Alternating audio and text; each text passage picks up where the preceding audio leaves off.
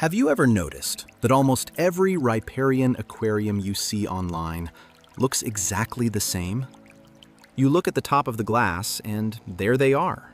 The pothos, the sweet potato, or, if the owner is a little more daring, a peace lily. Don't get me wrong, these plants are filtering machines, and I respect them a lot. But if you want your aquarium to stop being just a biology project and become a true living work of art, an untouched slice of an exotic jungle that nobody else has, you need to stop following the obvious. Today, I'm going to break the rules. I'm going to introduce you to 7 terrestrial plants that most aquarists don't even know can live in water, but that not only survive, they thrive. We're talking about colors that look hand-painted, textures that defy logic, and a water cleaning ability that will make you question why you still use chemical filters. Get ready, because your concept of aquarium plant is about to change forever. Before we dive into our elite list, we need to understand the why. What exactly defines a top-tier riparium setup? Unlike a traditional planted aquarium, where plants struggle to obtain dissolved CO2 in the water, in riparium, we give plants the best of both worlds. Their feet in an endless feast of nutrients, the waste from your fish, and their heads in an unlimited supply of atmospheric CO2. This creates a perfect symbiosis. When an exotic terrestrial plant is adapted to hydroponic life in your aquarium, it becomes what we call a high-performance plant filter. They absorb ammonia, nitrite, and especially nitrate at a rate that common submerged plants simply cannot keep up with. Furthermore, the roots provide a colossal surface area for beneficial bacteria, transforming the top of your tank into a living biofilter. Today, we'll focus on the exotic. We'll seek the visual contrast that common plants don't offer. Let's talk about tropical aesthetics, layers of depth, and how these 7 species can create an ecosystem that is, literally, the lungs and kidneys of your aquarium. The biggest mistake of the modern aquarist isn't lack of maintenance, it's lack of imagination.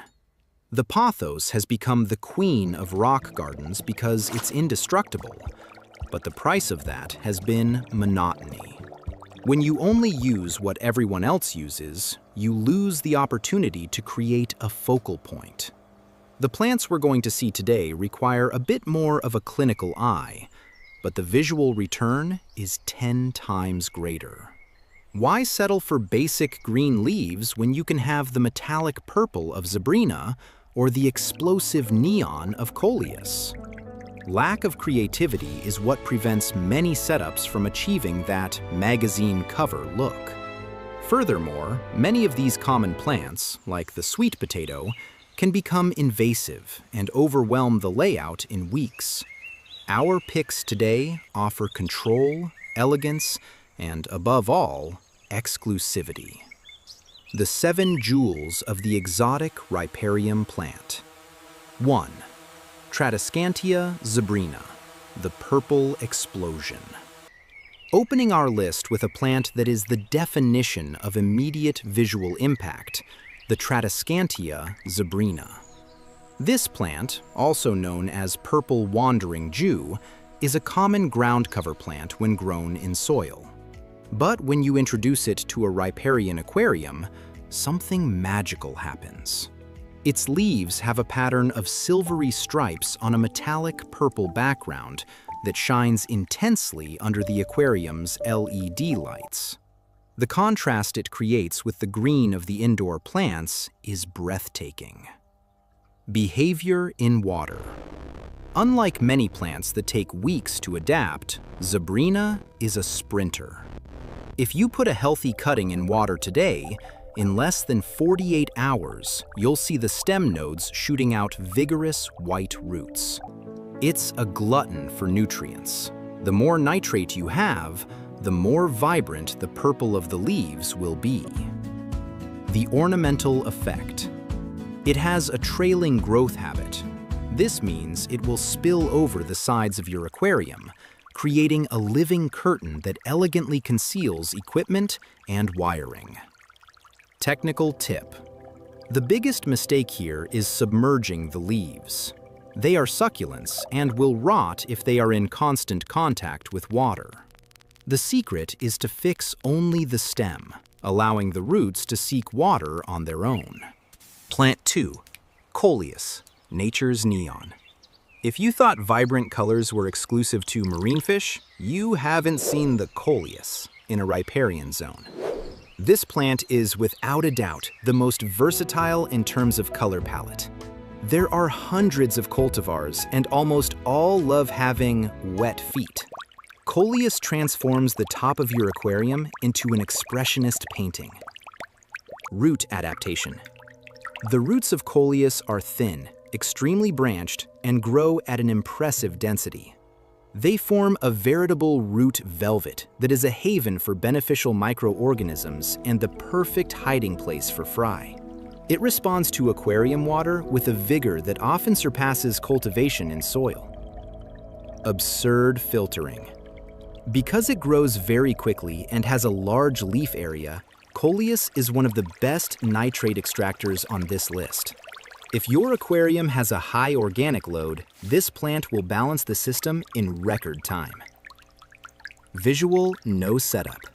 Unlike Zebrina, which trails downwards, Coleus climbs upwards. It creates volume and height.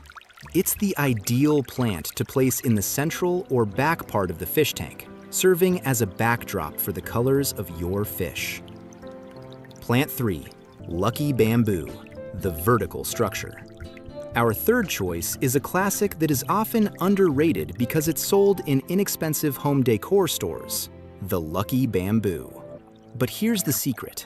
It's not bamboo. It's a Dracaena sanderiana.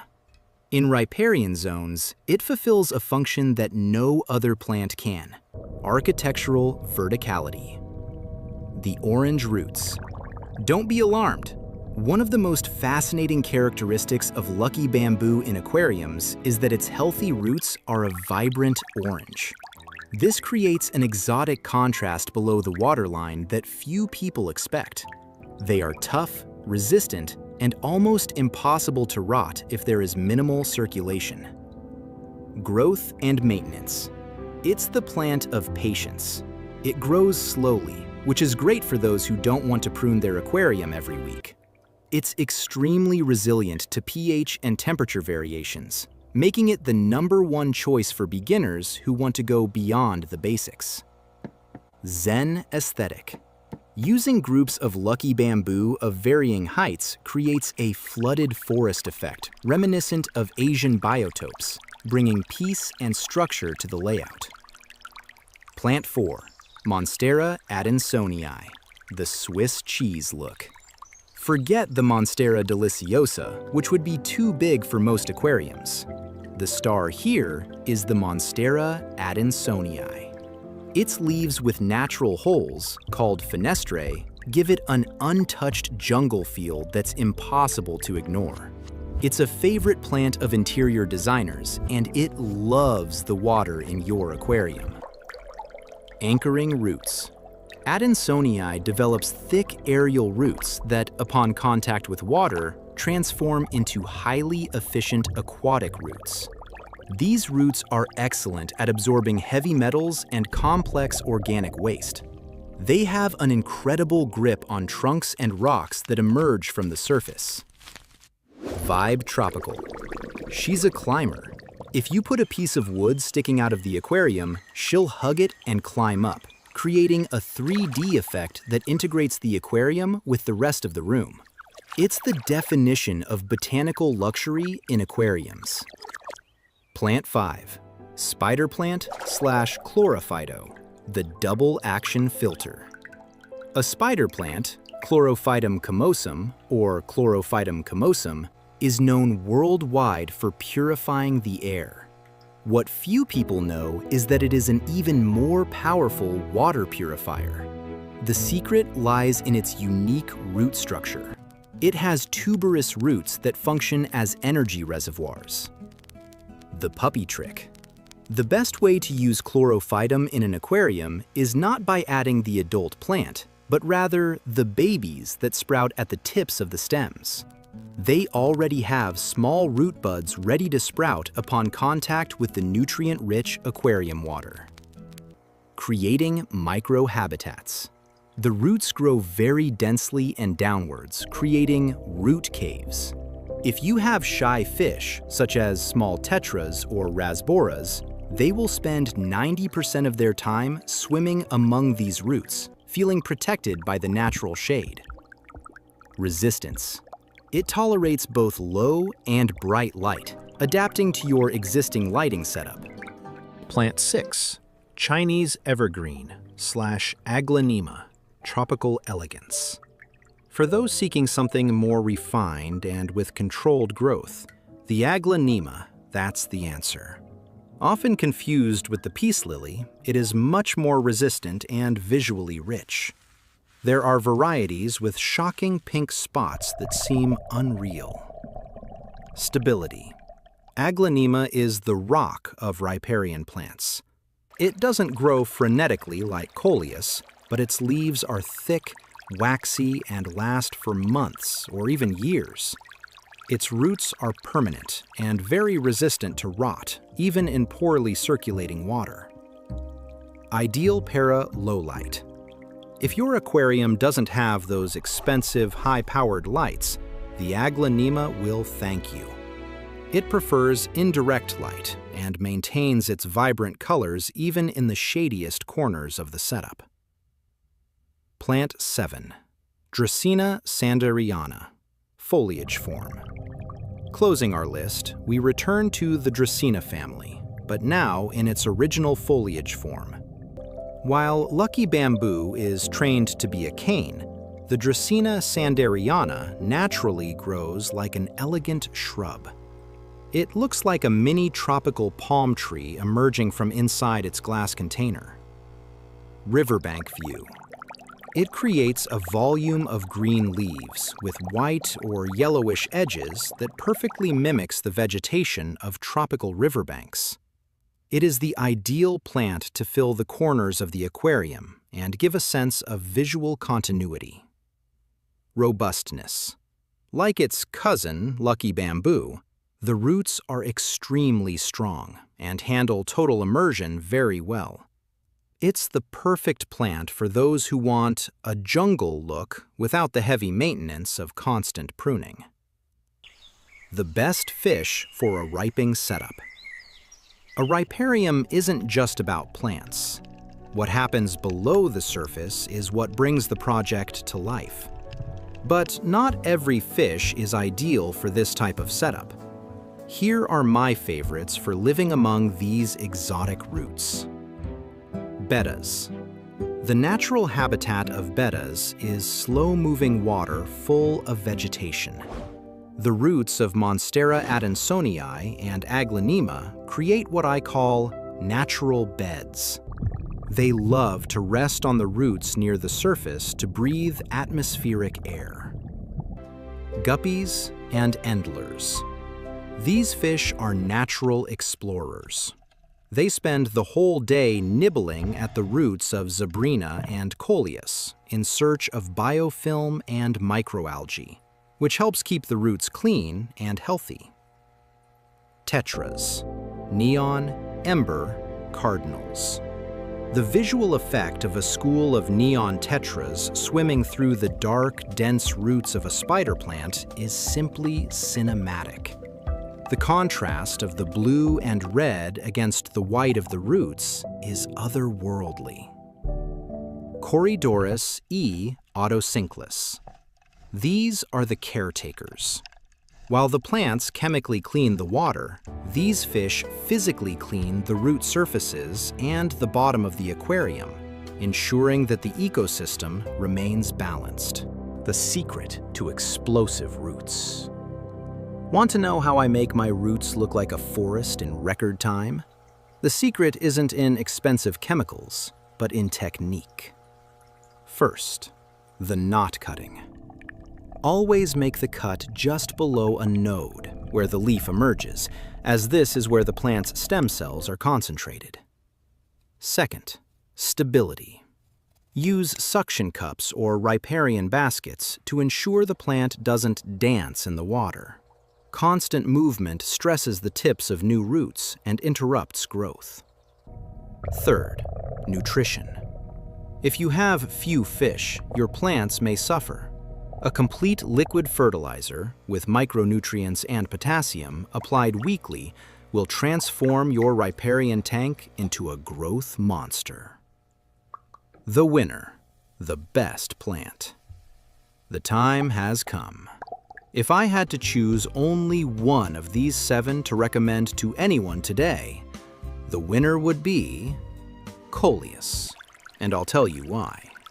Coleus is the only plant that offers a radical color change that no other submerged aquatic plant, not even the most expensive Rotala or Ludwigia, can offer so easily. It's an elite biological filter, grows in any condition, and transforms your aquarium into an instant focal point in your home.